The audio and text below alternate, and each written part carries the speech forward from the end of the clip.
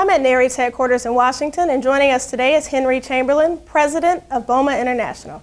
Thanks for joining us today, Henry. Yeah, thanks for having me back. This is great. What are some of the issues that are likely to be important for commercial building owners in 2013? Clearly, vacancy rates, while they're beginning to creep down a little bit, and you see some more markets getting involved in the recovery, really looking at vacancy rates and then asset values.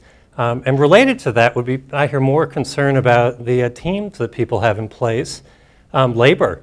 Fact of the matter is, teams haven't been treated that well necessarily during the last 4 years. Raises, the amount of duties that they're required to do. So people are seeing some of their staff being picked off by other companies. So there's a real talent issue right now that people are dealing with, and I'd put that under the leadership category. So economic, but also what kind of a team am I going to have to do the business going forward? Let me ask you, one of the ways some companies have cut costs during the downturn has been through consolidating space, such as doubling up office space. Do you see this as a trend that will continue, or do you think some of these cost-cutting strategies will be phased out as the economy continues to recover? Well, I think overall you're going to see the trend go down, but I think there are two markets, and we talked about this a little bit the last time. Corporate space users, if you look at studies coming out of Cornet or IFMA, they'll talk about the big corporate users, the big tenant spaces where they're trying to consolidate down from, say, 200 square feet, which was kind of the metric years ago, to 120 feet per employee or even 100, so they can hotel people, they can work remotely or at home and all the rest. So corporate's really looking at downsizing in some big ways to drive down costs.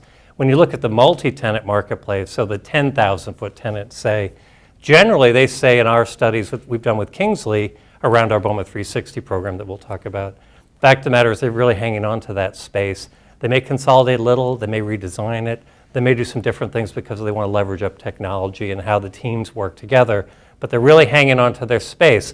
So there are really two different marketplaces out there. So the trend is down, corporate definitely reducing in big ways. Multi-tenant, I think you're going to see a little more stability than maybe you'll see in the press, the way they cover it. Right, you mentioned sustainability. A number of companies are focusing on sustainability initiatives, and your BOMA 360 program is part of that initiative. What are some of the ways that a company may quantify gains or improvements in terms of rental or occupancy rates? Well, the easy one, obviously, everybody always goes to energy. So when you look at the BOMA 360 program, for example, or if you look at LEAD or any of the other programs, you can really tangibly talk about how people are dropping their energy usage, and you see that in the BOMA 360 program. So clearly that's a cost saving, goes to the bottom line, creates asset value. So you've got the energy.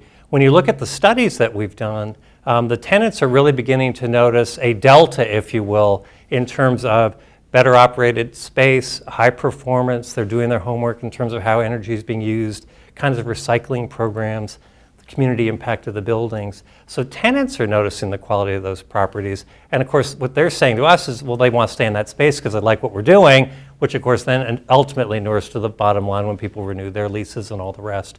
So you are able to quantify the results. I mean, people will say, is the building worth more or not? You're reinforcing the value of that building, and the tenants are saying, so that certainly is a positive. Scientifically, maybe people could debate that with us, but there really is value there. The tenants are noticing, and it's really coming into play in some major ways in business. Tell me about some of the things that buildings owners are doing to keep their buildings fresh and remain competitive in the marketplace.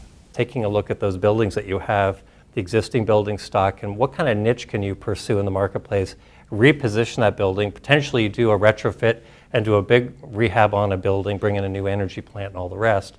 But there are some really good plays for existing building stock, particularly in the central business districts, not only on the gateway cities, but it's starting to move into the middle of the country like we've talked about, the Little Rocks, the Des Moines, Denver. There's a lot of good economic activity in those cities, and they're repurposing the older buildings, and then they're filling in the niches with that. So pursue the tenants. Real estate's always a local business, so just understand your market really well, and then understand the kind of properties you have, and then price them accordingly and go after those tenants. And people are doing some good business now.